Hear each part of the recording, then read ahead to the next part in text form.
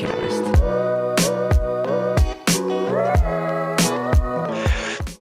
Okay. I could rant about neuroscience for a little while, but Seriously? a little bit. I I think you're studied. turning into my new best friend. I finally decided that I finally quit university like all people do. But I was in there for 4 years before I quit, and I was taking psychology. And the whole time I was listening on the side, it was a podcast. It was finding anything I could on the internet, but it was Andrew Huberman. And he goes through a whole bunch of things talking about neuroscience and then like behaviors you can do to apply it. So you get an example of how to change it and then what the system actually is and how it works. And he talks about he talks about everything. And so I've learned like a whole bunch about how like our body temperature regulates kind of like our mood and our circadian rhythm. Temperature also regulates how much essentially how much like force we can output. Like there's certain The torus field? Do you know about that thing too? No, it's certain what's the word I'm looking for? Proteins, and they just when they get warm enough they fold, and then we can't contract properly.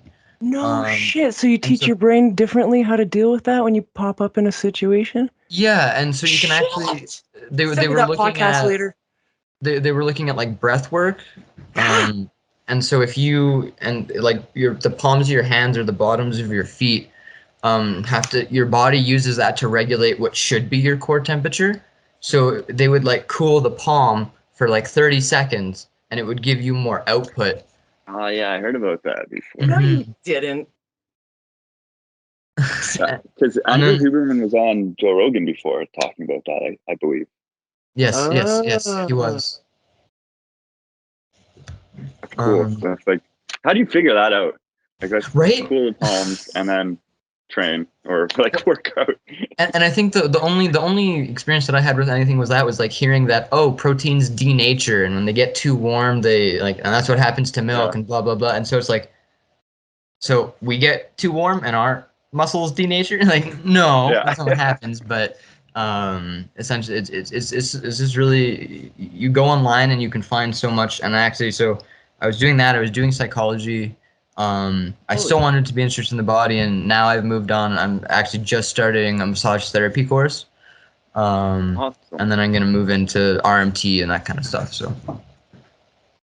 that's like such a good understanding of the body. Exactly. I just know that whatever I have to do, it's person-centered somehow. And you're applying that to parkour as well. That's what that's my whole goal in parkour, is to take my brain and apply it to scary scenarios or childlike movement, and to get past that kind of calcification on my brain saying, no, you can't, you shouldn't, you're going to hurt yourself. Yes. And actually when you look at that, so our amygdala, right, that's what makes us feel fear. That's what kind of amps us up. Not only people never mention this, but the amygdala is involved with memory, right? And so when we start to associate fear with success and you're overcoming things, it actually makes motivation in your whole life easier. You're able to access, you're going, oh, these scary things don't intimidate me because I am used to dealing with scary things. And at a very base level, if you're doing that like under like a literal, like if you're 6 feet off the ground, your brain recognizes that as a legitimate threat. Like you're like, I could actually fall and hurt myself. And it remembers that, and that transfers over to micro habits like throughout your day, I believe. For sure. There's definitely a field I should look more into. That's very interesting. That I definitely have such a problem with dealing with my own brain and fears and stuff, and I'm sure there's ways to work around that. And then I feel it works into meditation. That's exactly what I was going to say. You can meditate, and then what you're saying there is taking your fears and whatever and living in the amygdala, and having meditation, but also putting out manifestation as well. I noticed when I apply that in my life, I get the things that I wanted and more. Yes. And it's really weird because I think about it and then I let it go, like it's already going to happen. Like, Yes. You know, my whole thing is like, I'm going to win the fucking biggest lottery in the world and tell no one.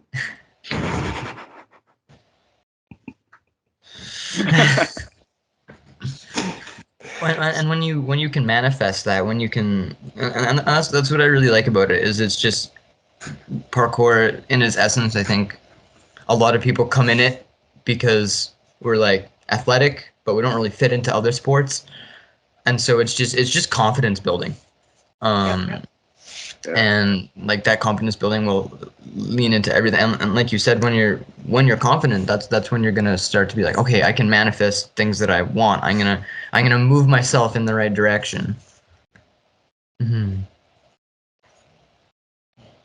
Wow. Yeah. I think Tom and I have to do a different podcast. Oh no. This is all going in here, right? Okay, good. It should be like a bonus part to it. Yeah, add it as a bonus. Keep powering through at this point. Okay. Yeah, no, I should let you do intro. Well, we're knees deep in this podcast. Yeah. Okay, and this is unethical of us, but yeah. Okay, thank you for joining. Hello. Yeah. You know me. About 10 minutes in already. You know me. It's the same old Christy, and then there's Tom, right? Yeah. He's over here, and then we got Nick. Nick's in Calgary, and he's been ripping our mind open ever since we got onto the recording, and it's personally my type of field. Taking your brain and applying it outside in this surreal, you know. And I see Nick. We were at the competition at Breathe. Yeah, what year was that? We met out at, it was South Breathe, which is actually, it's closed now, sadly. So good. But it was for a Wekapeka, I believe, West Coast Parkour Championships. Yeah. Right. And I was there. I'm been a part of the community for a while. I was a coach at Breathe for about 3 years. I went out to NAPC a couple times. Went out on a road trip. Went around with a friend of mine, Ian. You've probably met or maybe seen him online before, on Instagram. Maybe it doesn't recall. Ian Parsons. Yeah. Oh yeah, I think I do follow. Yeah, and so we've been doing a lot of stuff. So that's really my involvement with the community. Cool. You're the only second person I've ever seen train parkour with earbuds. Oh, really? What was the other guy's name in Winnipeg? Daryl? Darren. You should train with that, yeah. He was amazing. Yes, and you too. When I seen you train with it, I'm like, I wish I could do that.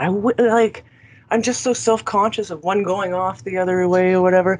But then you're like, you're up and it's your number and it's like, okay, start the countdown. You're doing your speed thing and you got the buds in. And I'm like, this is awesome because he's running to his own music. He's got probably a playlist in there. He shuts everything else off around him, kind of thing. It's like when you go in the gym, if you lift weights, you go in the gym and you have your own playlist, it could be like 80s metal or something like that. And that really pushes you through, right?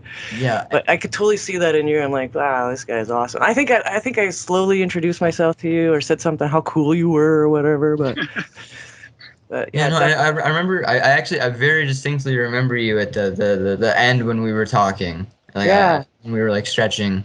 That imprinted. You left don't underestimate your impact as well. Oh, thanks. And you've taken the time to make this podcast, and so people have seen this, and you're putting media out and giving back, and you're living your dharma. So you're saying all the right things, Guy. Thank you very much. So when did you start training? I started training. It would have been right when Breathe opened. So I think 2015, late 2015, early 2016. So it's been about 7 years. Yeah. I did take this last year. I haven't been doing a ton of training. Essentially, when things kind of shut down with COVID, I was just like, okay, well, I'm gonna take a step back. I'm just gonna do. I live with my grandparents, who are quite at risk. And because I'm still working, I want to keep my bubble small. And I definitely think a parkour gym with lots of kids in it is a little bit of a risk. So I've been slowly coming back, and it's been really nice to be training and to begin. I can't believe there's the benefits of exercise that make you feel amazing. That get your mind back, they get your body back, they get your metabolism going, they get your sleep normal again. But there's something different between exercise for just exercising and then going and playing and like actually being able to like get in a flow state and like do parkour and like try scary things. And there's something about that is so special. Yeah, I think for a lot of people will feel like that. You know, a lot of people have taken a step back from training because of obviously the last crazy couple of years. Mm-hmm. For myself, I definitely almost feel like a new starting in parkour. You know, like there's been a major regression over the last couple of years, and me almost coming at it with fresh eyes. No doubt. Once the summer rolls around again. That's so much how I actually sometimes I look you'll like look at your I really post my stuff on Instagram just it's a log of everything that I want to keep track of, that I want to remember, and so I'll look back and I was like, oh man, like I need to work up to that again. It's like time to progress back to that. I know. Yeah, and I think that's good. I think I want to keep progressing in parkour, and that's why I like it so much. Because there's that kind of never, even if you regress, you still feel like you're learning. You're still putting effort in. You're still trying. You're still learning. Yeah, there's always development in other areas. Like there's lots of things over the years I've taken, not just a step back, but like walked backwards completely on, you know, and then but other things that I couldn't do before is now easy. It's like this weird change, weird shift. That happened with me for like B twists in particular. I tried to learn those for about a year and a half. Yeah. And I couldn't do it. No doubt. And it was a year and a like breaking down the drills, doing different twisting stuff, going to a like everything. I just couldn't figure it out. And I take a break, and then I come back like 3 months later. And I've been training, but I haven't tried this thing in 3 months because it's been so frustrating. And then I just do it, and I do one first try, and then I can't land it for the whole session. And it's one of those tricks that's just so humbling. Whenever I see someone do a B twist, I just always go, oh, I should make sure I can go do that still. One time. Yep. Yeah, and then eventually I got to learning it, but I definitely feel like I need to go back to the gym and see if I'll fall on my face again or not. Which way do you twist? Over my left shoulder, preferably. Yeah, have you tried your right? I haven't actually. Yeah. I haven't even. I tried B kicking a couple times, going over my right shoulder, and the twisting it's so ingrained that it's in your hips, really. It is. I can adjust my shoulders and my upper body, but my lower body is like, nope, we're trained to go the other way. Oh, that's hilarious. Yeah. Which is interesting because I've learned like I'm quite comfortable in reverse vaults on both sides. So I know. See, and that's how I train with my PKs. Like if I can't get it on the one side, especially say it's like a vault, whatever, then I'll try the other side. I'm like, why is that? Yeah. And then I'll keep on doing it and switching it up just so it's like it gets comfortable on both, because I'm like one side of my brain is being really ignorant right now. Like get the other side going too, you know what I mean? So and it's funny how you can understand a movement so well on one side, but then the other hasn't been practiced, and it's like a whole different neural path, right? Yes. For your brain to figure out. And it's like, not going to happen. Right? Whenever I think of neural pathways, actually, I was given this analogy in high school, and it was a great analogy. And it's, if you want to think about those, it's like snow, and it's like pathways in snow. So the more you walk through it, the more packed down and icy, and the longer that path is going to stay there. But over time, over the seasons, it's going to keep resetting itself. So what pathway are you going to try and keep there? Oh shit, that's cool. And I definitely, with jumping back into training, especially like speaking on doing things both sides, I was coming back. It wasn't a huge. It was just a little like 6 foot like stride to bar pre, and I was like, okay, that feels kind of comfortable. And then okay, let's do a pre. Like let's make sure I can do the bounce back. Okay, that feels fine. And then I do the stride with my left leg, and I do the stride with my right leg, and you really like you see the difference. You're like, oh, my knee isn't driving, or my hip is following through differently. And there's I forgot. Let me see if I can actually pull up this person on. It's a new YouTube account that I've been following, and he's been breaking down like parkour practitioners and their kinetics. You know that Theo? That Theo? It was recently he just that messed up my audio. Did that? Okay. Did that fix my audio? Yeah. Well, we can still hear you. Yeah. Okay. But he did one recently on Dom. I know he's done one on. Yeah. And I've been seeing and to see that kind of content is so nice because I really think it's naturalistic sport trying to explain how the body's off or how the body is correct, and so I would love to like see him talk about like everyone's movement. It would be interesting to see if he could start like analyzing, like reaching out to people and being like, hey, maybe we'll get him on program. Yeah. It is a very interesting channel. Definitely has made me think about posture in a whole different way. You know, not just being upright, but then where your shoulders, how your hips are pointed, and you know, like there's so much to it that you just obviously never even realized. Right? Yep. Yeah, and like exactly like you said, we're so ignorant to our body. We're just sometimes we're just like not aware. Do either of you do daily hangs? Oh, I just started a program with Chris Sky. I mean, not Chris Sky, sorry, Dominic Sky. Okay. Do you know who Dominic Sky is? I do not. Oh, he's a Russian calisthenics, parkour, you name it, he does it. Okay. But I've been starting to do dead hangs. Yeah. Oh, why do you mention that? Because apparently those are very, very good for your posture. And so they help reset your shoulders, and they help get they essentially just give your spine a little bit of a break as well. Oh, neat. So yeah. Yeah, I'm up to 20 seconds. 20, yep. Yeah, and I think a lot of people. That's the other thing I like is that there's a little group chat that I learned that from, and it's just kind of everywhere I go in parkour, I learn a new little thing about recovery or like how to take care of my body better or how to stretch a muscle that I didn't know I was even using. All right, so Tom and I are gonna talk to you about Ben Patrick. Yeah. How do you already know about him? I do not know. I've never. No? The knees over toes Super guy? unfamiliar. Knees over toes maybe guy? I have and I'm just not. He's all about getting your knees over your toes and holding positions and doing different stretches and getting into the quads and making stuff activated. Oh, is that knees over toes guy? Is that him? That's him? Okay, so I have heard of that then. Yeah. He's super sick. So I was I'm doing his training. Tom and I bought into the program, and it's actually wonderful. I'm on dense strength right now, and it feels like I got an extra spring in my step.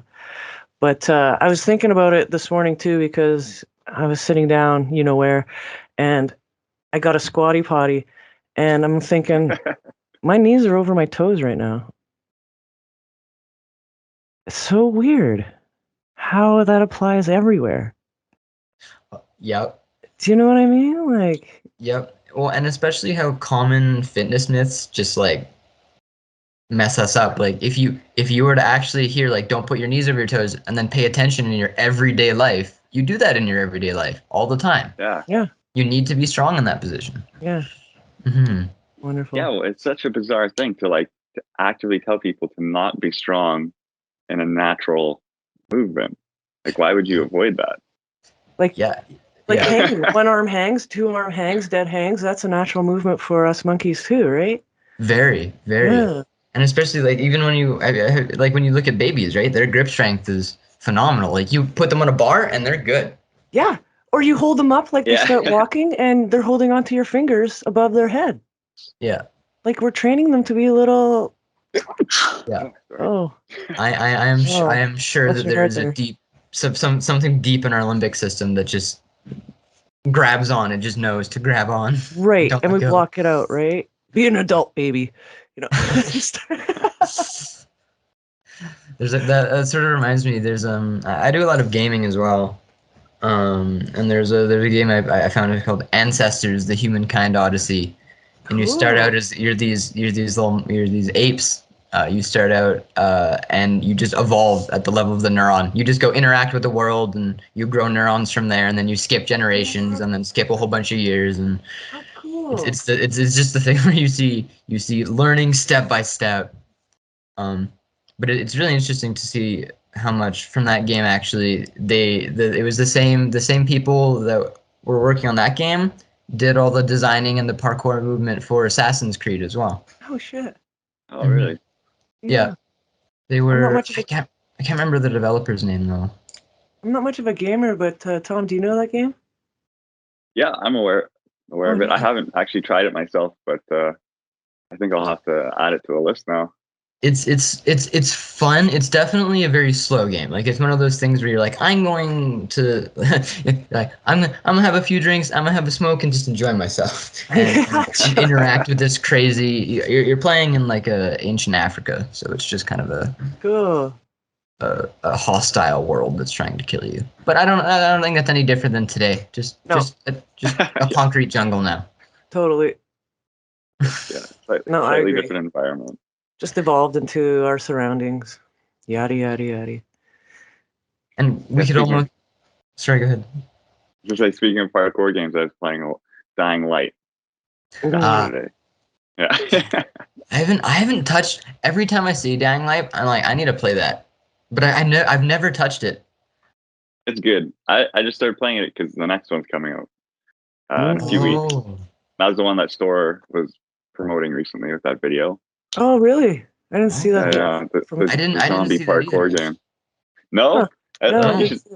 Everyone listening, should go check out the Store Dying Light zombie videos. Oh, I'll check it out after this. Yeah. 100%, I need to. Cool. It's like the ultimate parkour motivator, right? Yeah, you're like zombies. Gotta be able to run away from zombies. That's why we train every day. Yeah, just in case. That's why we get level 4 climb ups. Yeah. Speaking about climb ups, what are you working on now? Actually, that was the thing I was kind of alluding to that made my parkour world actually. It has to do with climb ups. You're familiar with I forget his last name, but Tom from Origins. Oh yeah. You know him, yeah. Yeah, I can't remember his. Oh, I feel so bad now. I can't remember his last name. But they have Tom and Reese. Oh no. Is it Reese? I think you're right. Is that right, Tom? Red, like Renee. Renee, thank you. Yes, Renee. Yeah. That's it. And they've been putting out a bunch of content recently that I've been enjoying the hell out of. Cool. But then they did a review of the Store Awards, and then and I've been kind of watching their stuff and kind of commenting and sending stuff in, and then at the end of that, they're like, yeah, we're gonna do like a coaching review kind of idea, and then I saw my clip. And they put my clip in it, and it was one of those things where I was sitting there just like my jaw just dropped out. It was such a surreal moment. I was like, oh God, I exist in this. Whoa, I'm real. I am embodied on the internet now. I cannot be forgotten. Oh, yeah, that's right. That's great. Yeah. The only other time that I was like, oh my God, people are looking at me is half kind of this. And then half it was my first time going down to NAPC, and I was training in Vancouver, the Hastings, that like calisthenics park. That one with all the yellow bars with the sand. And I got to meet Dom Tomato there. Oh, right. Cool. And he put me. I was doing like a little ginger flip like into the sand. And he was like, "Oh, like I do that again. Like I wanna." Okay. And then he put that up on the Farang Instagram. And I guess those are my 2 moments now that I'm like, fucking cool. Whoa. That's okay.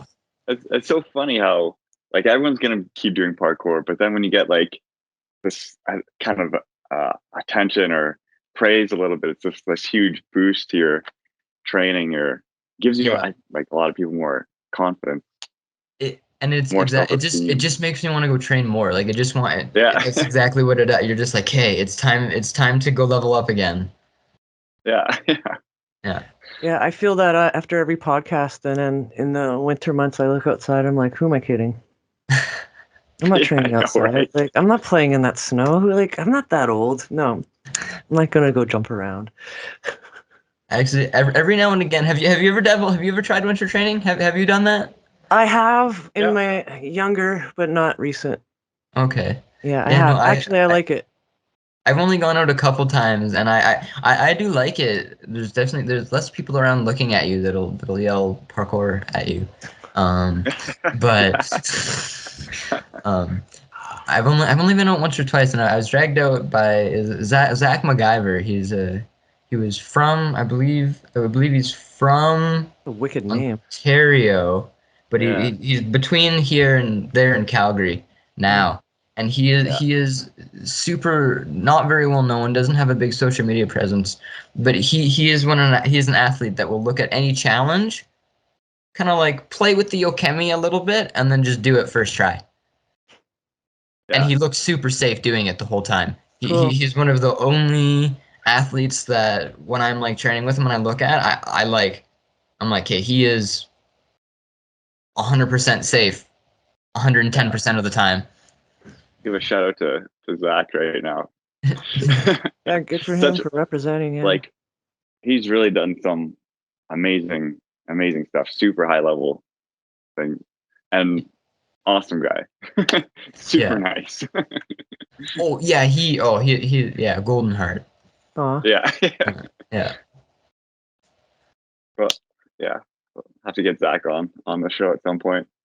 Yeah, I could send him over your way. Could bug him to make sure that he makes time. I'll get a hold of him or somehow and say that we had you on the podcast and he told us to bug you. Yeah, got a reference. Yeah, look out, Zach. Here he comes. Yeah, no, he would. It would be. I think it's actually. I went for coffee with him about maybe 2 weeks ago, 3 weeks ago, and he's a very good listener. It's hard to get him talking sometimes. Oh, we'll get him talking. There you go. Yeah. Okay. I guess going back here, something I'm always interested in is how people actually first heard about parkour. Totally. What was the thing that got you? I had a really interesting experience. I dove like right into it immediately when I heard about it. I'd kind of like seen it online, but I'd never really been like, oh, I could do that. I want to go learn that. And then in high school, one of our teachers just brought us to a parkour gym instead of going to gym that day. Cool. And they're like, this is an extracurricular activity, like blah blah blah. So we do that, and I did it once, and I just fell in love with it. I couldn't wait till next week for that like Friday gym class, and like I went to the gym like again before that, and then immediately after we had Christmas break, and I think I went there 4 times. Awesome. And then we come back and everyone's like, Nick, how are you so good at like? I'm like, well, I've been coming here, like I've. This is my life now. Yeah. Literally, I was like, this is the greatest thing ever. And I was like that. I was that crazy person in high school that like no one understood it. It wasn't really big enough at that point. It hadn't quite blown up to the huge mainstream. It was like right at the cusp kind of idea. And so I was just kind of that like weird kid in high school doing flips outside, asking people, can you record this, please? Yeah. Yeah. And then really, I do want to give huge shout out to the people at Breathe. They, Man Rob and Tall Rob, they're the main coaches, and they just instill like healthy care, like taking care of yourself, stretching, warming up properly, staying within your ability. Like they do an amazing job there, like teaching the fundamentals of how to train. So eventually you don't need them and you can just learn. Yeah, shout out to them for sure. They've both been on the show as well. We really picked their brains and it was really fun. Yeah, they've done a wonderful job with Breathe. Rob has a quote. It was actually, I remember we were building the new North gym because we moved it from one corner of the facility to the other corner, and so I have to destroy all that, and so we're destroying the gym and then moving it over. And I asked Rob, I'm like, do you enjoy destroying or do you enjoy creating? And he just like super quick as a whip, and he turns and just goes, I enjoy creating both physically and not educationally. It was like physically and philosophically. That's what it was. Nice. And I was like, yes. And that answer just stuck with me. I'm like, that's perfect. Sounds like him. So much better than want to create. Mm-hmm. Breaking stuff's good every once in a while. It is. I'm not gonna lie. I was on a demo crew one time, and man, it's just fun to like get it all out and know that that's your job. Yeah. When it's just getting that anger out, right? And then you're just like, okay, I've gotten it all out. I can't be. Yeah. It's all gone. No more emotion left. And even when you're not angry or have an emotion, you're like, I have to do this. It's like, ugh. You're like, oh. Yeah, I know, it's so weird. You're like, I have to destroy something? Yeah, I know. I have to tear this whole beautiful thing down? I just want to build. That's I'm sick. I'm sick today. I don't want to destroy. That's kind of how I felt like with that other North Breathe. I was like, oh man, like I was so connected to that space. Yeah, it's interesting how sentimental those kind of spaces get. That's like 8th and 8th, right? The yeah. Century Gardens. Yeah, I think Rob was talking. I can't remember who was talking about it, but it's kind of good, but kind of not the same. But yeah, it's totally so different. They redid that whole space, and I've been there. I've looked at the new. I haven't trained there yet properly. Last time I went, I got kicked out in like 10 minutes.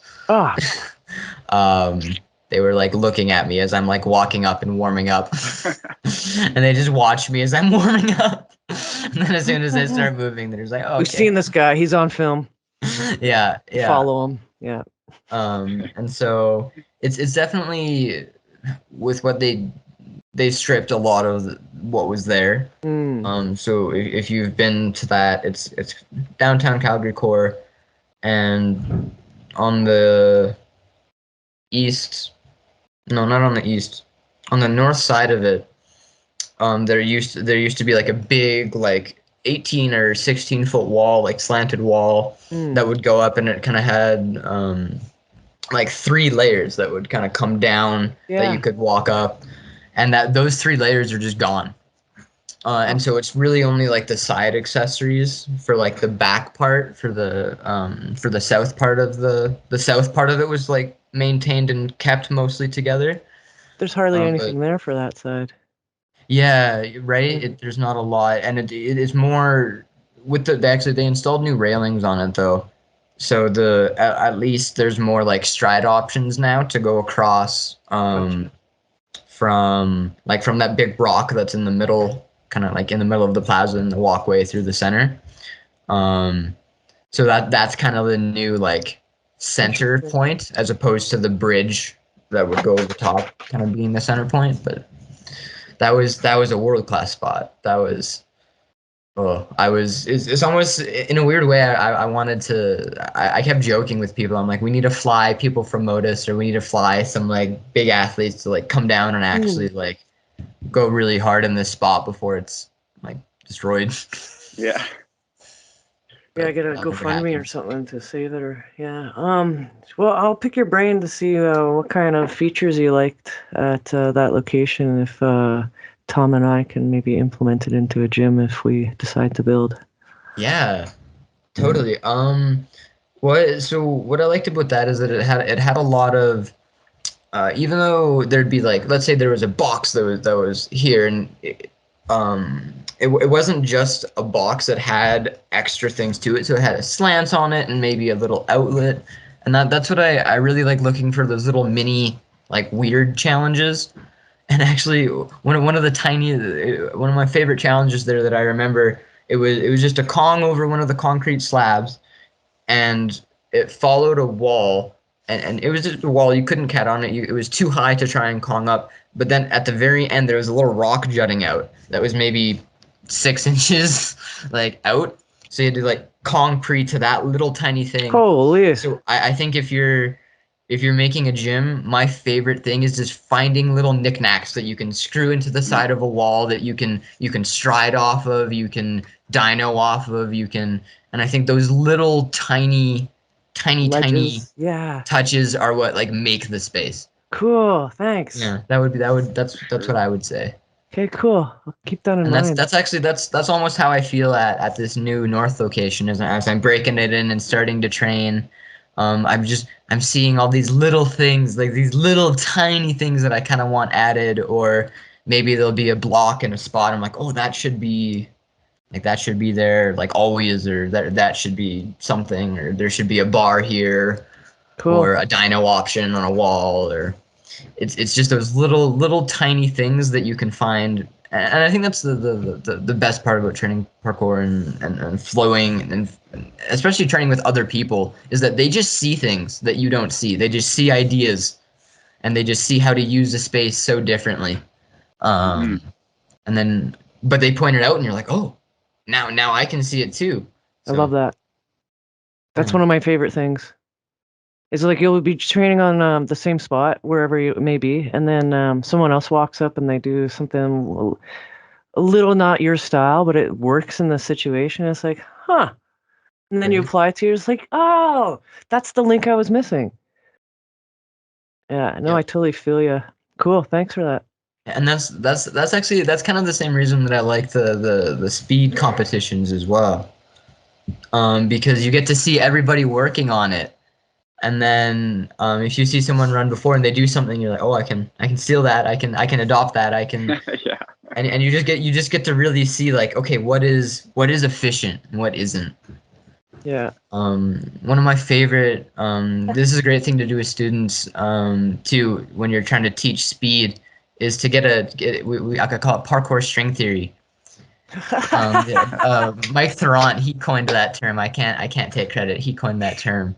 Cool. But and you walk through your speed course with the route that you want to take, and you tape the string there, and then you see how long that string is, and you actually you forget how vertical distance plays into how long it takes you to get somewhere. So when you do that parkour string theory with different routes, you actually kind of see, you can measure out that string, and then be like, oh wow, like this route is actually like 5 meters shorter because I'm not going up and down as much. Right. Wow. So, yeah. That's a good way to think about that. A really direct route through. Exactly. Yeah. String theory. I can feel the neural pathway being marked in my brain right now. It hurts a little bit. And then you start visualizing it, and then that makes your brain hurt. I just did that. I went back to the day where I did my run there, and how I did my stupid little pole dancing move, and then I made it to the end and all that stuff. I'm like, I'm not gonna win this run. Like, I'm running against guys like you. Like, come on. So I threw my little like swing in there, and then I was like, that was probably just ate up so much string theory. So that was fun. And that's the thing. It's like, you're like, hey, I'm gonna speed through the parts I want to speed through, but I don't care about winning. I don't care about the outcome. I'm gonna have fun. I'm just gonna play mid run, and like that's honestly that's so respectable. Like, never change. It was no, not totally, and that's why I did it. I did it for a gas. And I'm just, I get nervous and then I do funny things like that. You know what I mean? Right? Yeah, totally. Those speed competitions at Breathe were really fun. I did a good job setting those up, and it makes you think about your movement and parkour in a way. At least I don't normally train like that for pure speed and going through like a certain course or taking a different route. Yep. It's very fun. And that's the other reason that I like it is because it does. When I train that, I almost always train it in a group. If you want to train speed alone, it takes a lot of effort because you have to set up a course, you have to make a run, you have to figure out a way to time it, you have to, and so you're doing all those things. But if you're with other people, you're like, okay, let's move this thing over here. Especially when you're trying to do simple things, you're trying to move gym equipment or find a route and that's kind of my favorite thing when you train with somebody and you just go, okay, let's go, or like let's make a line, let's play a game of add-on. And yes. Let's do that. one move, or even one person. He's from Calgary, Daniel Oishi, and he's amazing. He can flip in any direction he would like. Sometimes I see him do things, and I think he's floating. It's just amazing. Like he'll do like cast precisions and like he's really starting to get up to a really, really high level. Cool. But he started playing. He was like, let's play a game of add-on, but we're just doing it with the obstacles we're touching. Doesn't matter what move you do. We just need to touch the same things. And that was a really, really refreshing way to play that game too. So neat. I like that. What a solid group you got out there. Yeah, really. I like that. Like the gyms, I guess, really bring that together too, right? Yes, and that's what it is that if there's a place where everyone can kind of like coalesce and come together, then perfect. And honestly, that's part of that was part of my motivation. I was super nervous to like come on for this podcast, but that was part of my motivation. I'm like, no, like people, me too. You need a, and especially for starting it, yeah, that would be super intimidating. I can't imagine how it was like reaching out to people, just be like, hey, can you talk for an hour and I'll post it? Yeah. But that's the community. Some people say no, and that's cool, but respect. But I think we break it down in the beginning, how like, just to like shrug stuff off, and it's a lot of ballsy to come out here and just talk about the thing that you love, and over this kind of method too, right? Like on screen, it's not like tactile touch. Let's go through a drill. Let's do the thing that you were just saying, right? Do add-on with structures, right? Yeah. So here we are, just having a sit-down conversation all about it. Yeah. But I think you were going somewhere with that, though. Yeah, when we don't have a gym and when we have this space, it's when you don't have a gym, it's taking the effort to make that online space, and it's taking the effort to make a community. And when I look at parkour, actually I grew up on skateboarding. And my older cousin, he's working at a skate shop. He just turned 30, but he's managing their team. He's doing their social media stuff. He's making a salary. Like it's an amazing thing for him. And I always compare skateboarding to parkour because they're the same grassroots, community driven, like punk kind of like, we're gonna go play. We're gonna go like out at night. We're gonna go record a bunch of stuff and do crazy stunts and that's definitely not the mentality for everyone. But I just see that so much, and I really want parkour to be able to grow the same way that skateboarding did. That's all skateboarding was in the beginning. Somebody in your group bought a 8mm, and they got on their deck beside you and tried to get the footage time after time after time again. Yeah. Just like parkour. Yeah. You have someone in your community. I know they could be doing their own thing, but boom, boom, boom. Here we are. Got some sick ass footage. The parkour is definitely getting there. Yes. It is. Thanks to Tom and Store and all of the other like Team Fat. Yeah. Yeah. Yourself. And people like Dom. Yeah. to see the evolution of parkour over the last decade and a half. It's completely, it's grown so much. So I think it's well on its way to being, you know, a bigger sport or discipline, you know, whatever you want to call it. Yeah, and that's more in line with I almost forgot. Calgary, we just got our first outside parkour gym. Shut up. Really? Yeah, we Shut up. Yeah, we did. And it was it's up in the, I think it's up like in this more the northwest kind of area, I think. And it's I haven't seen too much of it, but I think it was one of the Country Hills or something. People that one of the members of Breathe actually does a bunch of construction work and consulting, and I think he was actually behind part of that. I can't remember his name right now, but he also does a bunch of like hiking, and he goes out and like wanders out. I just love seeing his Instagram. Just does a bunch of conservation work and measuring a whole bunch of like essentially like is the water okay in this area? Like is corrosion happening too much? Do we need to add rocks? And yeah. Have you been to the park? I haven't yet. No. It's still, and you know what? There's still we actually Calgary is getting so lucky. We're getting like no snow. Like it has been like.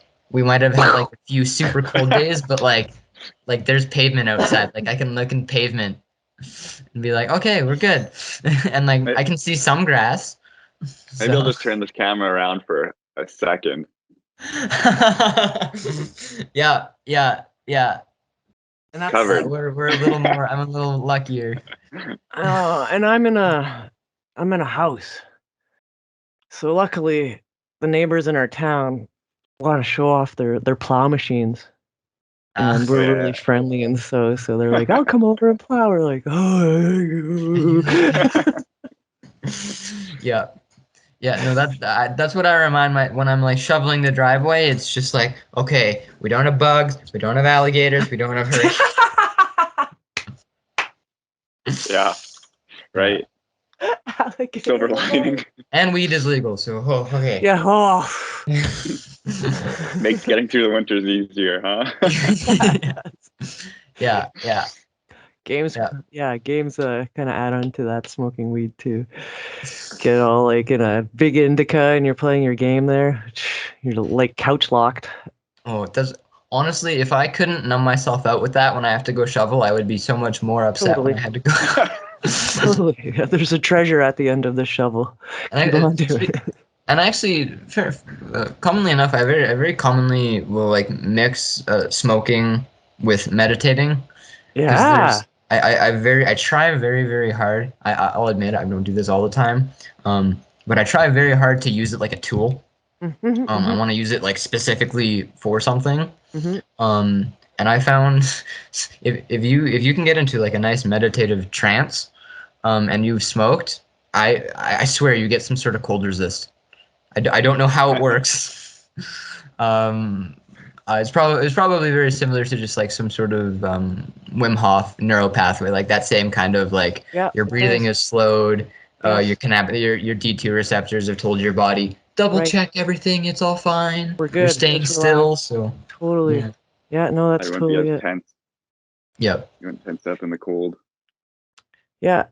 Well, it goes for stretching too. Like, there's a type of yoga that's called yin or hatha, where you hold the stretch to 3 to 5 minutes. So after 3 minutes, your body's like, "Oh, we're safe here. Oh, we're safe. Okay, I'm just gonna relax a little. Are we still safe? Okay."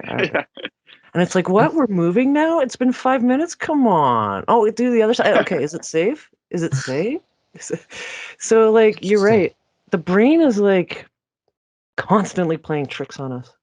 There's actually, I have a friend of mine that she's sort of the reason that I'm like moving into and going into massage therapy, because that's what she's doing. And I was like, you know what, I'm part of the parkour community, I'm interested in bodies. But she actually told me, if you know you have one side that's really, really, really tight, stretch that side first. Because if you stretch the other side first, your body actually prepares you and actually will start to like tighten Agreed. up. And so always do the tight side first when you're stretching, apparently.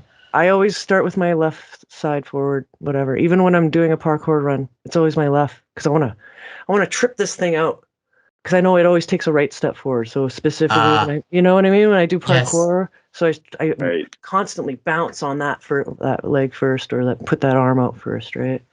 Yeah. Oh, it's so psychological, like fighting against your brain and body, like. Yeah, it's terrible.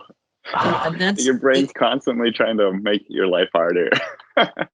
And and that's why I love the escape of parkour. Same. Because sometimes you're just in a line and you have no thoughts.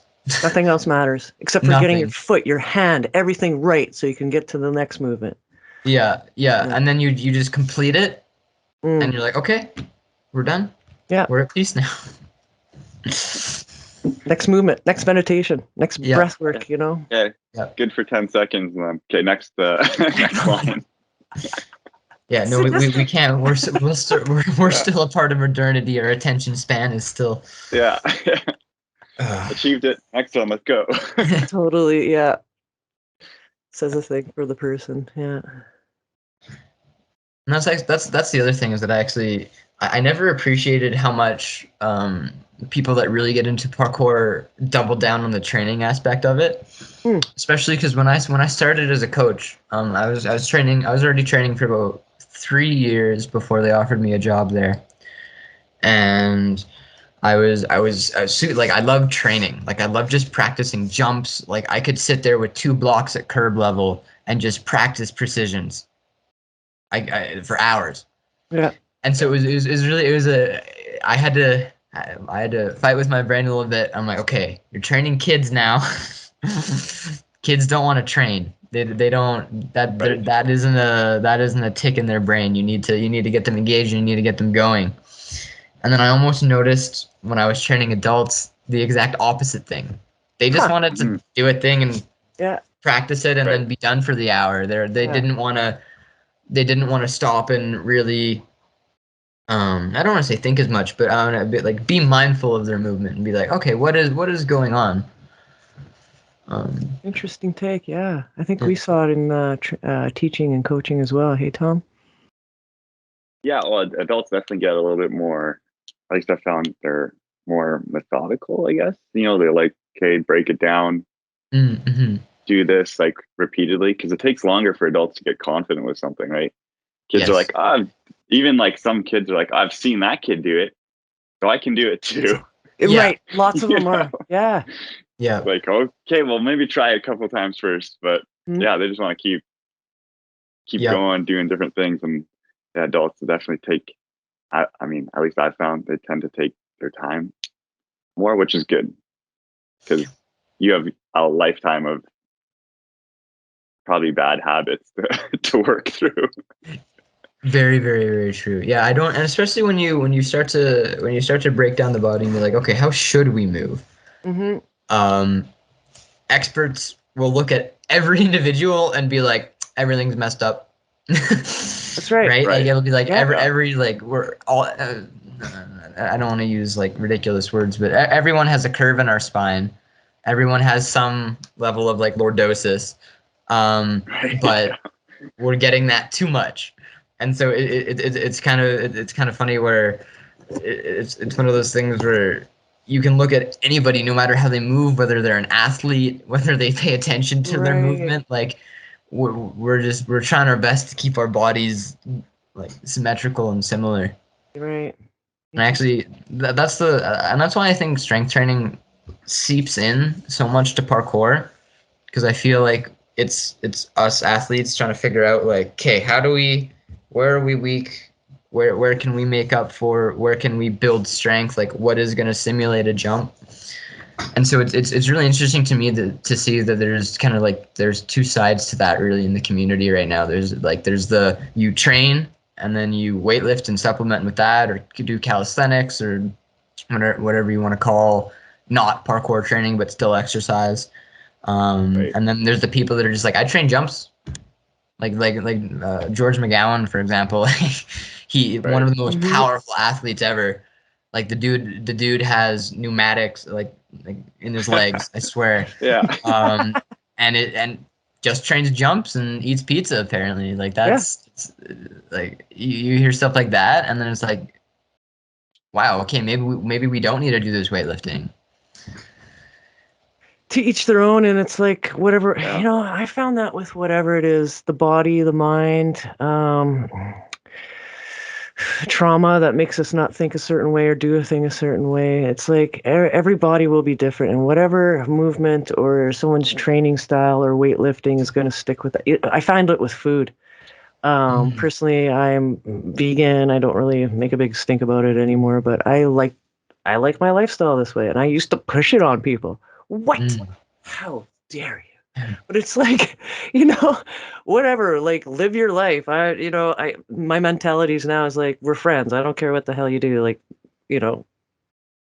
whatever. Like I should let people live their thing, but I just prefer, I see better gains, better this, that, whatever. My squatty potties are a little bit smoother because I choose a vegan lifestyle, right? And that's just my own personal thing. Some people love lifting weights, right? And train. Some people do calisthenics. I personally love doing yoga and all these different stupid things that I buy into, like knees over toes and Dominic's guy. And I'm not saying they're stupid. I'm just saying I'm saying that's my thing. People like to collect things. I like to collect sport equipment so I can get better at parkour. Yes. It's so dumb. I mean, you know how much money I spend on that? You have to take such like a holistic approach to parkour, right? Like there's so many different areas, like, and it all has to be at this good level, but it's almost impossible. And then we're still screwed at up. Once. Like our shoulders are out, our hips are out, my ankle doesn't roll the same as my other one, like, and we're still constantly working on it. I'm not perfect. Yeah. And I find some comfort in that. Same. Knowing that I will always never be perfect, and I will always be working towards it. Right. There's room for improvement. I always like to think, I always keep this thought in my head, and it's just effort in the right direction. Nice. Yeah. And it's I can apply that to mindset, and I can even apply that to like physical movements too. So it's perfect. Yeah. I gotta let that sink in for a second. Yeah, the quote for the day here. Effort in the right direction. If you need more enlightening quotes, I highly recommend Andrew Huberman. He is a fantastic speaker and lecturer. So if you haven't checked out or seen his podcast before, check it out. But he talks a lot about addiction, and then vice versa, a lot about how to change behaviors, and a lot about how to adopt new behaviors. And one little nugget that he just mentioned that I thought was amazing, it was enlightenment is the expansion of things that bring you pleasure, and addiction is the narrowing of those things. And it was if I apply that mindset to most things, it helps. It's just like, if you become a little more open-minded, if you're just willing to try, as opposed to withdrawal, you're not going to get much from withdrawing unless you're trying to protect yourself. So it's one of those things where the right words really do make a difference. Yeah. Some addicts, right? Yeah. You gotta see who's fertile in their mind to drop the right seed. Let that grow. Yeah. No, that's fucking awesome. I can't wait to listen to these podcasts. Yeah. He's sometimes I see how people, because I was pursuing I was psychology and academia for a long time. Right. And then sometimes when you get a glimpse into those inner circles of people that are running labs and doing that, and you see how their whole, like, we have kind of done it ourselves to like the body and parkour, and like that's what we want to pursue, but they have gone head deep into like their research and their domain, and it's crazy to see their kind of focus sometimes, where it's like, get up, read papers, go to lab, eat. That's your day. So yeah, different strokes for different folks too, right? I'm kind of glad people are out there doing that because, you know, I needed some of that. Yeah. So, I mean, it depends on what direction you want to take that effort in, right? Exactly. Yeah. And actually, I'm kind of curious. So I've actually. Oh, go ahead, Tom. Sorry. And some people just want to climb on things. Yeah. Yep. I love it. Yep. That's Nick, you had something there. Yeah, I was gonna say. So actually, you as well as some other people that I've met in the parkour community are vegan, and they said that exact same thing. They're like, I used to be adamant about it, and then I just kind of stopped. But I'm just kind of curious why, not necessarily why that changed, but just when you adopted that mindset, like what is your mindset about being vegan and? Well, that's a really awesome question. What I used to like put the stop sign stickers on, you know, stop eating animals, stop drinking coffee. You know? Yeah. Shit. So that takes a lot of energy and effort, right? Even having a conversation, a sit down where someone's coming from not such a nicer approach where you're coming from, but more of like a threatening approach and this, that, and the other, and it's just like, why, you know, it takes a lot of energy to explain that too, right? Because no matter what I say, nothing's going to stick, or, you know. So, Ben, from our community had mentioned that in a podcast or in person, I can't remember. And I'm like, wow, man, like, why am I giving this cause so much energy? Like, it's just for me. Like, it's cool. My wife's a vegan too, so that's awesome. But if she didn't want it, that's cool too. Like, we're all here on our own path to get to the same destination, however we choose to get there, right? Yeah. And I just feel better. I just feel better eating plant-based, or even like not buying leather. To be specific about it, um, and I take that kind of thought going forward too. I took a look at my Instagram personally, my personal page, and I'm like, what am I giving energy to here? Like, this is so much energy that I'm blasting out there. Okay, I'm out of here in 2 weeks. Like, I'm just like done in 2 weeks. So next Tuesday, I'm done my personal thing. So I'm just like, I use it for a lot of other good things, for a tool as well, like how to do this, how to do that. You know, someone's doing this week, so I use it in that kind of sense of a tool. But in my business profile, you know, maybe that's where it should be for media right now, and maybe I just want to pull back and. Shit, there's so much shit I want to do in my house, in my space up here. More time to meditate, more time to breathe. You know, like. Yeah. Sitting on that Instagram probably takes about an hour and a half, 2 hours a day, just flipping, scrolling stories. I'm like, oh, you know what I should do? I'm going to do that. You know, the rush I get from that is not a good rush. Yeah. I could see the psychology. I watched that Joe Rogan with Dr. Somebody. He was the thing about how your phone's always listening. Oh, the whistleblower. Yeah, and I'm just like, Snow? I got a landline in my house now. Like, yeah, I shut my my router off at night, and when I'm not at home, you know. My grandparents got a Google Home thing, and one day I walk into the kitchen and they have their financial advisor out there, and this thing's fucking plugged in. You know, and then walk into the kitchen, unplug it, walk out. They're like, Nick, what are you doing? I'm like, what are you doing? So I'm just being a little bit conservative and held back and worrying about my own environment instead of, you know, I've learned a lot about German terrain theory, so I'm going to say, well, if my terrain's good, then I should be good. You know what I mean? So what is terrain theory? I've actually never heard of that before. You know what? I'll talk to you about it later. Okay, that sounds super interesting. But okay, yeah, cool. okay, I'll make a note of this. Okay. Yeah, it's just being respectable to everyone. Okay. Yeah. So yeah, anyone interested in that, check it out. Whatever, it's out there. So switch gears. Yeah, I was gonna pull up questions. Yeah, I'm just trying to think. This, like, see, we were talking about earlier how it just takes care of itself. The podcast. No, I've lost the plot.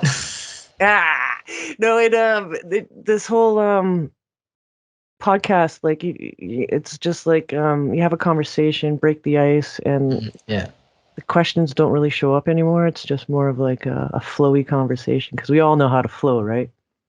Yeah, I love it. Yeah, I've never achieved that, so it's never. Come on, Tom. You got conversationally. I mean, like physically.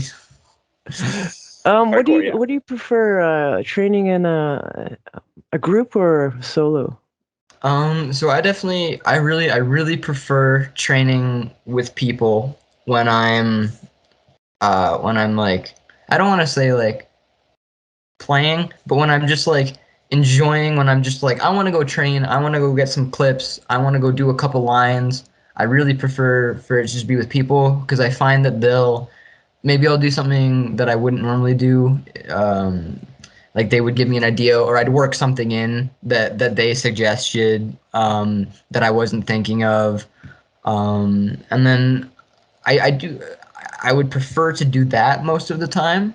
But then when I want to step back and really work on a skill that I feel like I'm struggling with or something that I want to like polish up, I'll take the time to like, again, like grind out those like one thing at a time. And I really prefer to do those alone. So like working on things like consecutive bar strides at height or like precisions or maybe getting a better cat back technique or something like that or fixing my lache regrab, like little tiny technical things that I just want to drill out alone. Mm-hmm. Yeah, I agree. I'm pretty much the same way. Yeah, and I actually. Mm-hmm. Oh, go ahead, Tom. Sorry. So it's definitely good to have a bit of both. Like you gotta. Yeah. At least for me, it's like the training group. I love it. It helps, I think, with progression. And then yes, if there's anything I'm training by myself, it's like solidifies that. Totally. Yeah. That's beautifully said. Yeah. Shows I actually trust myself enough to do it. Yeah. You know, and I actually, that's a very strong feeling that I had when I started. I think that's what motivated me to do solo training. Was that really that internalization of like you're doing this because you want to know you can do it. Yeah.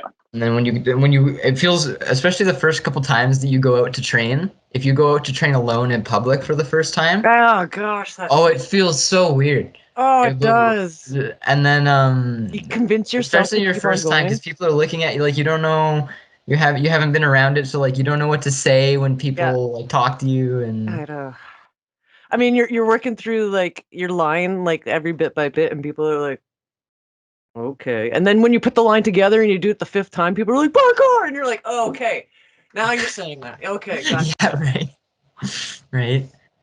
Yeah, no, I definitely. I think this is just a little brain goblin, but sometimes I even feel that when I'm training at Breathe. Like you'll see the parents watching, and they'll be like, "What is this? What is this person doing?" They're like half committing. They're doing this other thing. They're just kind of walking. Oh, that's what they're trying to do. Yeah. And it's really easy to forget that the people that are watching us, they don't have any sort of scaffolding or learning about what we're trying to do. They can't even guess. They're just like, why? Right. Why are the adults climbing on things? Yeah. Are you stealing? Yeah. What are you doing? You're putting drugs somewhere? Are you stealing something? No, I'm just playing. You're an adult playing. Right. You're like, how do I look like? Yeah, I'm hiding. Yeah. It's kind of funny. I don't know if you've experienced, but when you actually engage into people, like someone will come up and they'll be like, "So, I've been watching you." Like weird. I've been watching you. What are you doing? And it's like, "Oh, it's parkour." Well, what is that? And then street gymnastics, free running, kind of thing. And it's like, "Whoa, what is it?" Well, it's like this and like this. And they're like, "You're practicing to do this?" It's like, yes. Yeah. Oh. And it just engages a weird conversation, but you're prepared for it. Like, it's really neat. But in the end, you're like, man, you're just taking me away from my training. Like, that's cool that you're interested. I don't have a business card right now. But Well, now you can send them a link to your podcast. So totally. Yeah. I see what you're doing. Thank you very much. Yeah. I remember there was a thing I wanted to do a long time ago when I started, and I live by there's a big hill, and it's like a memorial place, and there's stairs that go up it, and the platforms that go up on this hill, they have beams that go under, and those beams stick out, and they're really tiny jumps, but they were the first pre's that I ever like learned outside at any sort of height. Oh, Like cool. underneath is like these like rocks and nonsense, and there's lower platforms where you can go and you can do them kind of at ground level. And I remember I was going back and I was practicing those ground level ones for ages. I knew I wasn't ready or confident enough to do the ones over height. And then 3 years later, I finally came back and I looked at that and I'm like, I'm going to do a pre and I'm going to front flip off of it. Oh. And I was like, I can do that. Like, I know we can. Like, I feel confident. And so I start working through it. And people normally use those stairs for exercise. It's a like pretty suburban area, so there's lots of people. And they normally just give me a weird look as they're walking up the stairs and then keep going. And then this one man just kind of sits down and just starts watching. Doesn't say anything. Just watching. And then I do the front flip and he's just like, woo! Starts cheering. And he was like, hey man, that's awesome. And like cool. my toque went flying off and he goes my toque for me and starts asking a bunch of questions. Cool. And and then he was like, yeah, like where do I learn this? Like, is there like, am I too old for this? And it was some like, it was like a 30 or maybe like 40-year-old like Jamaican man. Cool. That was just super interested. And it was one of those things where you find those people that are either like, huh, parkour, what are you doing? Or they're just like, teach me right now. Yeah. I want to get to that level right now, today. Yeah. You got to show me. Yeah.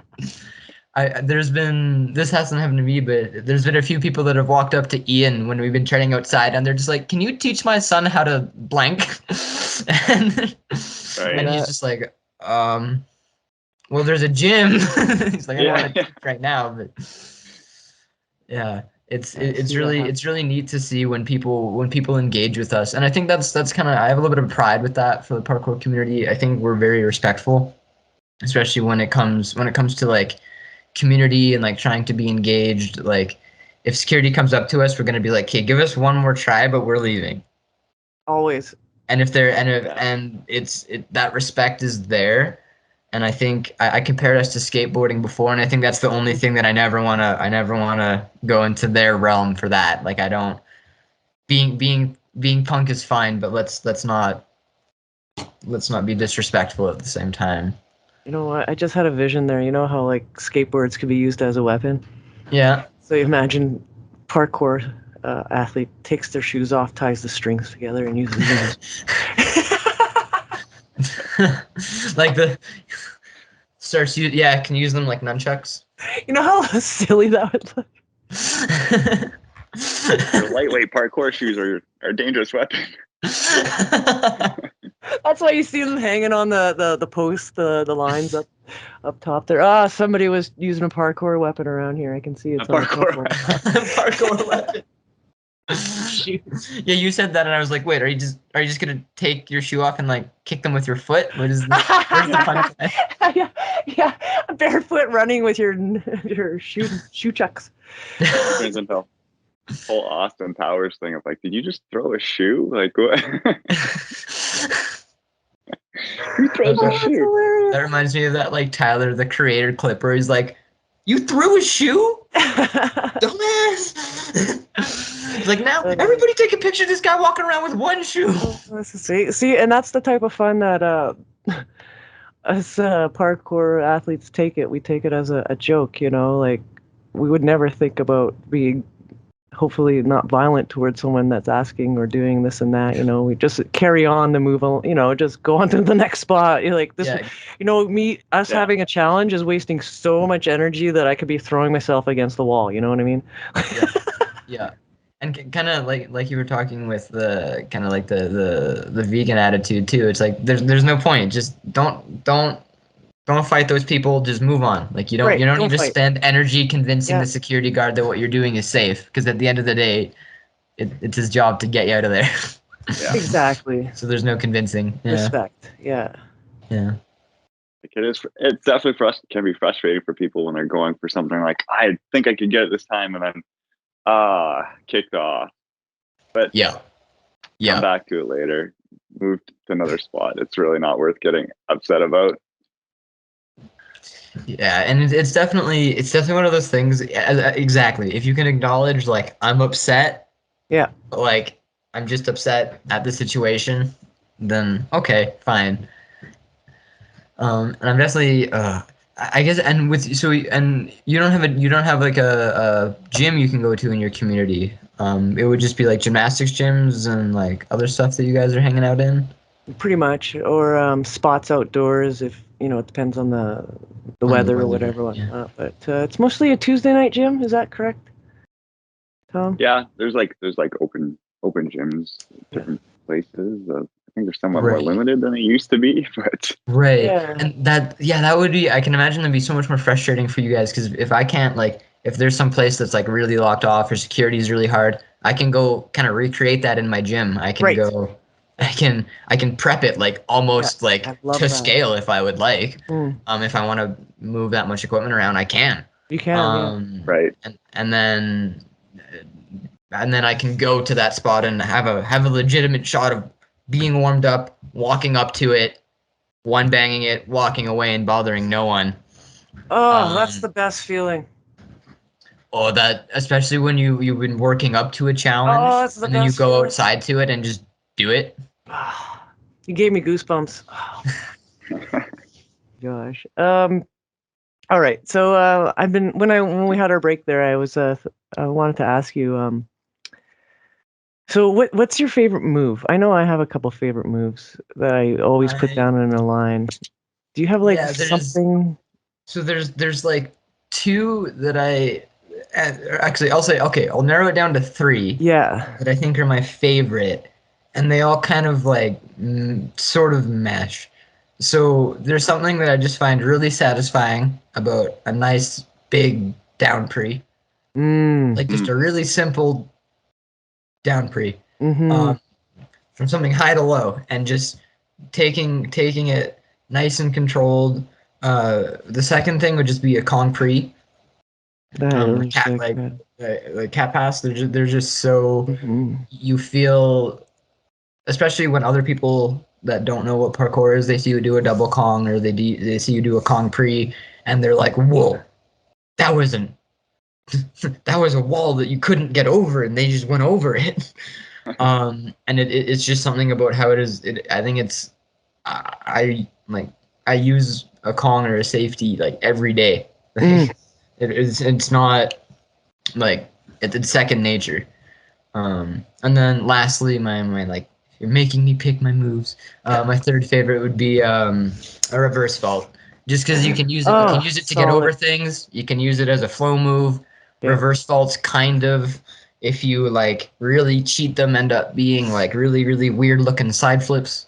So it's just the whole axis of movement is just really satisfying. Yeah, good calls. And those are my top three. Yeah, I like that. Yeah. I definitely really like reverse vaults. Oh, they're so fun. Teaching kids reverse vaults, they're like, what? Yeah.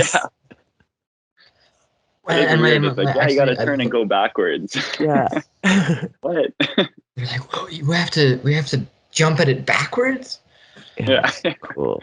And I love because there's so many different ways to teach reverse vault. There's so many different techniques for it. Because you can come at it I know a lot of people this two hand, one hand versus whether you want to do split step or one step, and it's really fun to figure out okay, we're gonna teach this one first, and then it's really neat to just let kids see what they do. Once you teach them this is a reverse vault, now I want you to make up your own vault but do the same thing, and they just naturally start doing what they're supposed to do. But it's really interesting to just watch them play, and that's kind of why I started to really like reverses.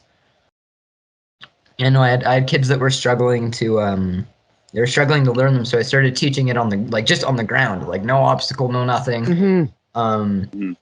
And then I started seeing them do it for they were practicing precisions, and then it was 3 really close precision blocks, and they just kind of like did a 180 jump and put their hand down, and then all of a sudden they're like, wait, I figured out how to reverse. And then they go over to the thing, and then so it's just that like that intuitive playing that I really like with the reverse vault, because it's so like it's a very unnatural position to like cross your arm over your body. That's the last thing that you're taught to be strong and powerful, is to cross your limbs. So. Right. Yeah. Yeah, strong and powerful. Be strong to be useful. I love that saying in parkour. Yes. Just because I apply that in my everyday too, like doing a reverse vault. Like no, not in your everyday would you do a reverse vault, but when you're practicing, you do, right? Yeah. So you know what? I lost my train of thought there. So Tom, if you could edit. I think what your original thought was coming back to, why do people like even like that's my favorite question, is just when someone asks me like that doesn't know anything about, they're like, why do you do that? They're like, why do you jump from bar to like what? How is that enjoyable? Like you're putting yourself in danger. I'm like, well, you just feel like I love when people are like, they're like, why? I'm like, well, it's fun, but they're like, no, why? Why? And when it comes down to it, I always just have the answer of like, you feel like a master, like you feel like you feel like completely like capable. And I think that's like at the root of it, like that's feeling completely capable. I love that. Okay, yeah. Yeah, because you have to have strength, density, everything else. What's that, Tom? Any endeavor that a human does, if there's no risk to it, right? If there's no challenge that you could fail, you're not growing, you're not going beyond, right? Like, yeah. If you're not falling, you're not trying. Like, why do you want to go to the moon? You could fail. It's dangerous. Well, you could die. Yeah. I know, but we love should do it. Good analogy, Tom. Yeah, especially with stuff like that, because like we human, we look at that and we're like, woo, like that's an accomplishment. Like we made it off this planet. But at the same time, it's like, yeah, for what? Why? Yeah, why? Well, we went there. We did it. Yeah. Why? I think that's always our ability to go, but what's next? Yeah. You know what would be better? If you went to the moon with cheese. You know, like everyone's trying to like better up. You know, like what would make this hamburger better? Cheese. What would make this hamburger better? Pickles. You know, like it's always the one up, right? Yeah. So humans. And then you might add something that's just like disgusting, Mars. And the whole thing fails. But yeah. Right? But you got to do it. You got to try. Exactly. You have to. And that, you know what? Isn't that the most compelling thing? Sometimes you see a challenge and you're just like, I have to try this. You're like, I can't not jump on it. I hate that. When you're out and you have nice shoes on and you got like a dress jacket and you're like, babe, I'll be right back. I just gotta try this. You're like, I'm in winter boots, but like, let's go. You know you can do it. Don't know when I'll be back here. Yeah. Have to do it now. So true. Well, and especially when like when you're trading with someone else and they'll point something out and you're like, why would you do that to me? Like now I have to try this thing for an hour. Yeah. But at the same time, that's why I love it, because then you, like you said, you're pushing yourself. You're getting used to being. You're getting used to struggling, and like you're getting used to persevering, and it's a very good state for your brain to be in. Yeah, because we don't have anything really in our everyday life as we did with our evolution that to challenge us every day. Like it is challenging. Don't get me wrong, to get into your car and be stuck in traffic and do all the, Tetris moves to get ahead kind of thing, right? But yeah, it's a little bit different. but at the same kind of rate and space, I guess. I'm space. When I first started, because I've unfortunately I've been smoking longer than I've been training. Me too. And so when I started training, I actually particularly I took an effort to not be high when I was training, because I was like, I need to learn, like, this needs to be like automatic. Like, I need to trust my body to know how to fall, and I need to have a couple falls before I like can go and train like that, because I really want to trust that like my body is going to protect itself. Right. And I think that's why like training ukemi and training rolls and training dive rolls is so important. Yeah. There's been a few strains that I've smoked on where I went and trained, and I just saw things in the gym that I've never seen before. Like, I was just like, this is a line, and this is a line, and this is a line. Or like I saw moves that I've never like I did a move that intuitively made so much sense and fit the spot, but I've never seen anyone do it, and it was just a weird little connection move. I was in a corner and I was doing a big kind of jump to a wall, but I needed to transition to a bar that was 90 degrees. And the wall wasn't high enough to cat, and it wasn't low enough to pre. And I could like hip catch my way to swing back into the bar like very, very nicely. And if I hadn't taken anything, I don't think I would have been thinking in that kind. Like, I just wouldn't have thought to do that, I don't think. Yeah.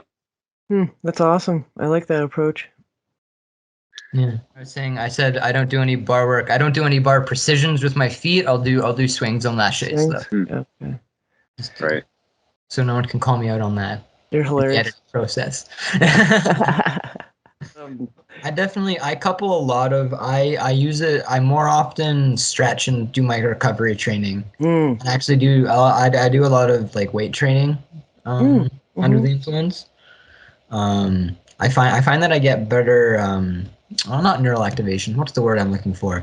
Like, I just feel like I'm activating my muscles in the right way. Like, I'm getting more, that's the word, I'm getting more recruitment. Like, interesting word, yeah. It's easier to it feels easier to get all of my muscles to engage. I just feel like I'm a little more sensitive to what my body's feeling. Of course. And so that it kind of gives me that extra, and I really noticed that actually. Recently I've been working in Bulgarian split squats. And I've noticed that, that's what's wrong with my strides. My hips are off. And when I get tired, my hips start to like, I can't, my core gets loose, and then my hips start to go from there. And it's those little tiny things that if I maybe if I wasn't paying as much attention, I wouldn't notice those things. I wouldn't have it's called that skill, that awareness of self, is a proprioception. Yeah. And I really think weed increases that for me. Proprioception. Yeah. I've never heard that phrase ever. So it's for sensing within your body. That's what it means.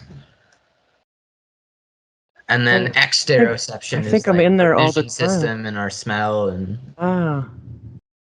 Yeah, like I think I'm in a. Like inside of this is like a spacesuit, and there's all sorts of like working mechanisms and stuff like that, kind of thing. If I puncture the spacesuit, or there's something weird going on in the mechanism, I totally am connected to that source up there, because I'm fucking high all the time. You know what I mean? Like, I'm not gonna lie. Fair enough. Yeah, no, I definitely, I try, and actually next month I'm doing a full sober month. Oh yeah, those are awesome. So I'm doing no booze, no smoking, no nicotine, and also no sugar. What about caffeine? Oh wow. Fine. Okay, I'll cut out caffeine. No. Yes, no, I'll do it. I'm not. Do it. No, you don't have to. I'm just like, that's one of the sorry, but that's one of the worst ones out there. That gets me going. Caffeine, like that's. Oh, does it? That's the worst like drug that gets me, and I know I have to cut myself off at 2 cups. Yeah. Because that's all I think about all day. When's my next cup of coffee? For me, it's these. I can't stop it with. Hot sugar. Sugar's the hardest thing. The hardest thing for me. The hardest thing, hands down. Yeah, there's a lot of Out of studies all about these, sugar. like nicotine, caffeine, sugar, though, Sugar, like sugar. body just like I want sugar. Yeah, I can't. Manipulating, really. And the other reason that I think like Coke and Pepsi in particular is so bad is because they put nicotine in it, or they're not nicotine, they put caffeine in it. Yeah. And at a higher source than coffee. Yeah, and anybody who says anybody that's like, oh, like they're not like that's a pop drink. I'm like, no, it's a really sugary, like low end energy drink. It is. Yeah. No, seriously, yeah.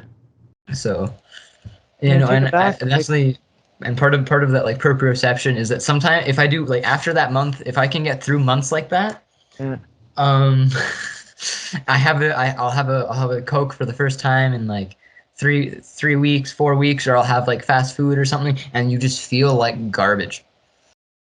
And you really notice it when you take a step back from it.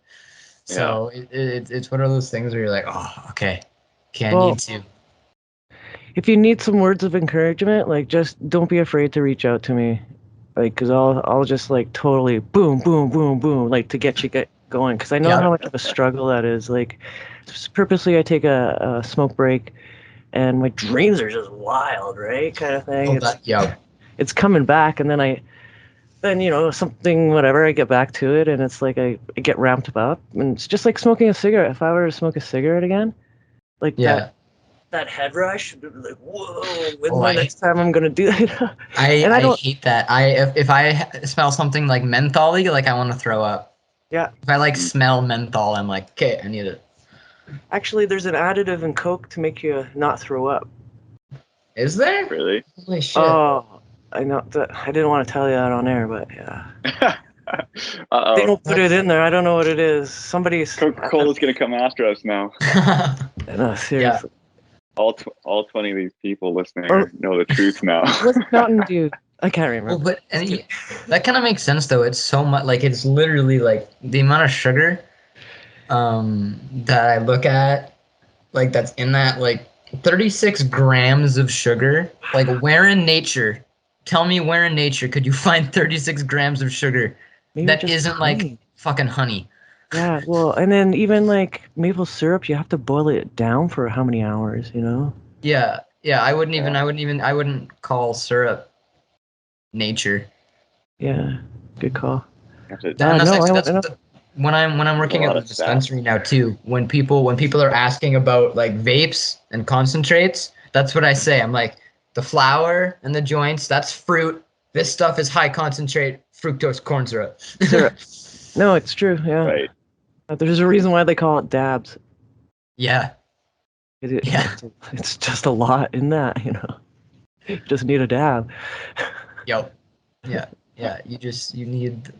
It's that's right. That's how I always find it amusing when people see it for the first time because they're like that, and then they're like, "Oh my god, that made so much smoke," and you're like, "Yeah," and you're functional. I love it. Yeah, no, I don't. Have you? So you said before that weed just knocks you the heck out, Tom. Have you ever had a dab before? I don't think so. Yeah, that would be. I don't think I've ever tried it. Do that, and then you'll do accidental yoga by just being stuck on the floor. Corpse pose for a few hours, too. Yeah. Just laying on the floor, man. No, I'm doing yoga. Totally. Yeah. I'm in bridge pose. You're not in bridge. You're just lying on your back. Yeah, of course. Okay, so what is your top 5 favorite places that you would like to train or do train at, or anywhere in the world or close? Okay, so top 5 places. I'm gonna be really biased and really corny, so that's fine. 100%, I'm gonna say Breathe, my home gym. Just as the community and the people there. And then second, I'm gonna say Origins. The people down in Vancouver, because they have a great community. They host NATC. They have a fantastic facility. Like that place, I was looking at one of Wavezilla. Wavezilla made a post literally a couple days ago, and he called it a cathedral, and I was like, "Yep, nice. That's what that place is." And then the other place, I really want to go to Flint, Michigan, and go to that fountain spot that was featured in the Modus film. Yeah. There's a whole bunch of like big concrete cubes that have like the circles, like a circle taken out in the middle, with like a whole bunch of abstract like fountain stuff, that's just usually turned off. So that's definitely, that would be my third. Where else? I would love, just in general, two countries I really want to go to Spain, and I really, really want to go to Australia to train. Nice, good spots. Yeah, those are the wish list. Top 5. Nice. 5 people who you train with or follow or inspire you. I would say, so number 1 has to be Ian Parsons. He is one of those. You can't contain his movement.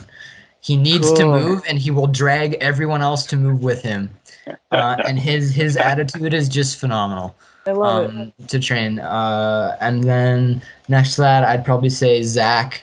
He was kind of like first inspiration. He was like the first person when he came out to Calgary, he put a thing up on Facebook, and I was like, yeah, I'll come meet with you and I'll train at you with MRU. And he was the first person that I just met him online, and the first thing I'd ever done with him is parkour. And I never talked to him, I'd never met him, and he just blew my mind. He was doing all this crazy stuff that I was like, I've been training for 3 years, like I'll be with this guy, and he just blew me out of the water. I love it. And I was just like, I need to be as good as this man one day. Right. And then top 3, if we're looking at like athletes of like all time kind of thing, Max Henry pops up there. Not only just because of all of his influences, but because he took the time to write a book and to make a roadmap and to give back to the community. And so he's just awesome. Shout out to Christine. She helped me a lot with Webster's too. Oh, wicked. And then who else would be awesome? Probably Tom again. I actually went to Origins 2 years into training. My grandparents were like, okay, you really like doing this. You love this place. So I went we went over to Vancouver, and I went and got a private session. And that was a really neat moment as well. And then I need one more person. I have too many to pick from. There's too many. And then probably Marquise Johnson would be my other. I talked a lot with him about mental health. Cool, and he's a great support structure. Like, I think he's a good dude and an amazing practitioner. The dive rolls that he does just blows me away. Sick. So, yeah. Nice ones. Tom, do you want to take the last one? My favorite one. Very last thing here before we go. Ask everyone at the end to give one piece of sage advice. It could be to new practitioners or maybe people who've been in it for a bit. It's your top thing you tell someone. My top advice is, when you're training, notice when you're enjoying it the most, and you'll notice when you're progressing the most as well. Yeah. I totally get it. Yeah, because I think, especially, and the other thing is just having your training in mind, keeping in mind, go to the gym and pick 3 skills you want to work on that day. Maybe you don't even need to work on those skills, or you work on one of those 3, but if you pick one thing and go, okay, I'm going to fail at that thing today, you'll get really good at it. Just accept the failure. Maybe not that day. To the success. Yeah. Right. Yeah, exactly. Got to start somewhere. That's the baseline. Got to meet yourself where you're at. So I like that, though. You got to enjoy. If you're not enjoying doing the movement, you aren't going to progress it, right? Exactly. That's very true. Yeah. So, Nick. Honestly, thank you so much. This is an amazing conversation. I appreciate you giving me the opportunity to talk at all you people. So. I really value these type of conversations with consciousness and exploring that and figuring out in the body, and you really bring it today. That's on my level, and like I said, I think we're pals after this. I'm definitely going to reach out and connect with you more and see where that goes. Yeah. Thanks for having the time. Where can everyone reach you or find you? Honestly, it would be easiest over Instagram. That's probably when I'm most public. It's nice, easy. Parkour Larmour. Larmour would be my last name. It's just Larmour. And that's I post up my recent training there. And feel free to DM me. I respond to most people. So yeah. Cool.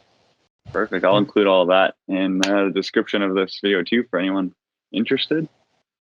Awesome. And yeah, thanks. Wonderful. Thanks for coming on. It's been awesome. Yes. Well, thank you. You got wonderful hosts and great questions and a good environment. And I hope that you guys keep doing this for a while and actually build up, get the attention that you guys are putting into it yourselves. So. One day, you're episode 31, so thank you for that. I appreciate your time. Well, all right. Well, great call, and y'all have a great day. All right. Take care. Cheers. Bye, everyone. See you later, everyone.